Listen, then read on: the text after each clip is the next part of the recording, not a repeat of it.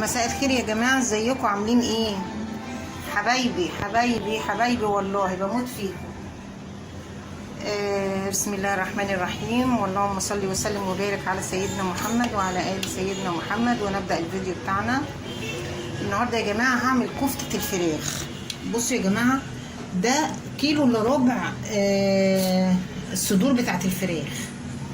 انا بجيب الفرخه بخليه يطلع لي الصدر، وانا الصدر انا بقى بتحكم فيه، اطلع منه بانيه، اطلع منه الزنجر، اطلع منه الحته اللي هي عامله زي حته الفيليتو اللي في بطن الصدر كده.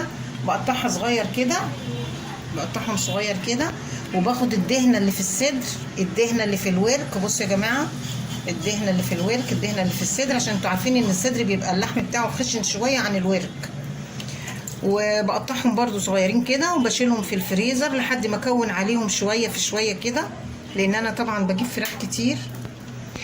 فهعملهم بقى ايه، كفته. ودول كوبايه اللي هي هوريها لكم برضو، كوبايه المج دي، كوبايه المج دي. بصوا اهي مليها لحد هنا، يعني كوبايه الا ربع برغل. تمسكيه تنقيه. انا بجيب الاكياس بغسلها حلو، اذا كان فيها اي حاجه بنقيها. وما بتنقعوش يا جماعه، ما تنقعوش البرغل، عشان البرغل لو اتنقع هينفش معاكم جامد، وهيخلي الكفته ايه، تسيب، لان يعني بيشرب الميه. فانت تغسليه زي كانك بتغسلي رز بس. فدي كوبايه الا ربع برغل. حطيت عليها معلقتين بابريكا، توم باودر، بصل باودر، بهارات لحمه، الاصفر ده ملح الليمون، شطه وليمون، شطه وليمون، معلش سوري يا جماعه، شطه وليمون. الاحمر اللي هي اللون البرتقاني ده، اللي هي يا جماعه بتاعت الشيبسي، بتاعت الشيبسي، وبتاعت اي شوي حاجه، ما تحمري بطاطس، تعملي اي حاجه، اي شوي تحطيها فيها، اسمها شطه وليمون. وفلفل اسود، ومجموعه بهارات بقى كده، بهارات لحمه كده، بهارات فراخ بس. وفصين توم. بصوا يا جماعه، دول فصين توم اهمت. ودول بصلتين متوسطين، وقرن فلفل اخضر، وقرنين فلفل احمر، مش احمر قوي، هو مدي اللون البرتقاني شويه كده. دول قرنين 2. وهضرب بقى البصل الاول، وهاخد البصل بميته، يعني البصله هاخدها بميتها، والفلفل نفس الوضع، واحطهم على ايه، على الخليط بتاع البرغل ده، وهوريكم انا هعمل ايه. انتوا مش مصدقين يا جماعه انا متحمس لها قد ايه،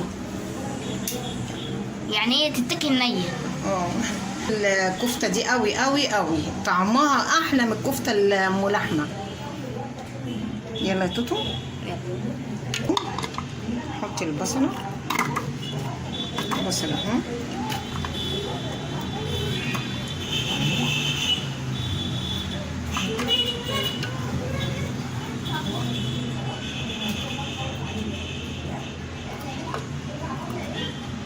ده البصل كله مع التومه، وده الفلفل هضربه برضو ايه، بس لما اضرب البصل الاول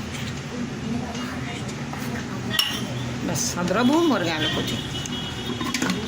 البصل اهو لازم انعمه جامد اهو. هحط بقى الفلفل،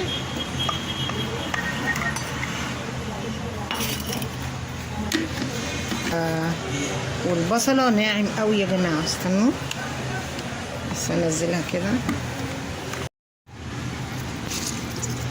دلوقتي بفرم الفراخ اهو يا جماعه،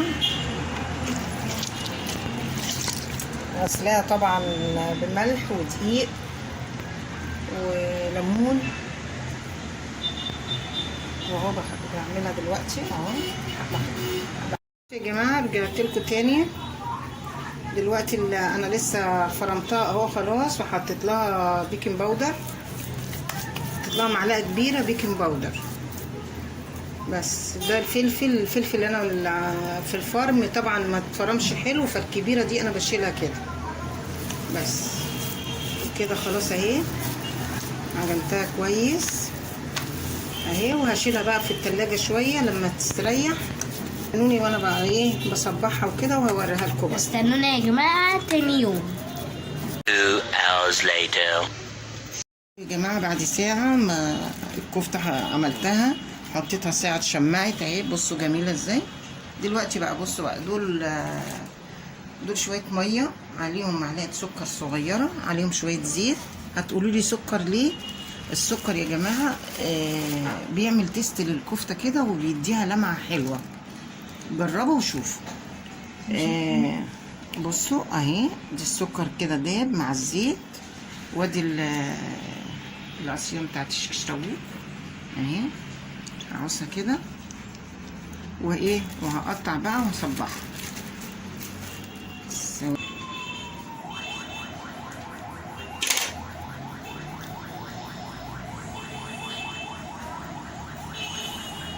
بصوا اهي اهي، نطلعها كده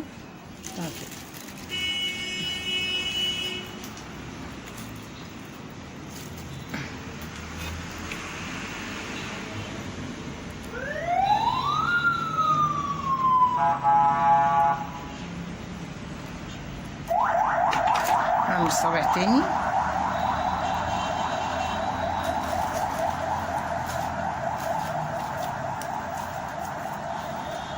اهوس ايدي